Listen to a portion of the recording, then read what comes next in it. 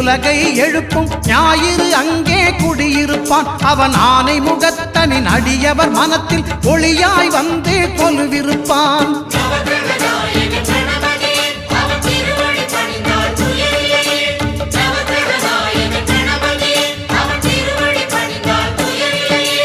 ஒன்பது கோளும் ஒன்றாய் காண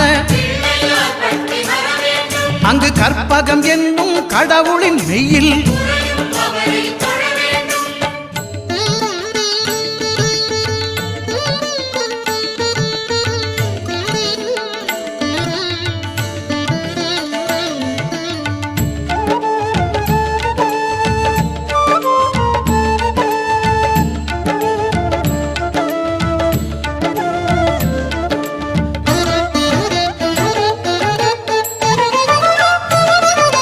திங்கள் பகவான் திருமுகம் காண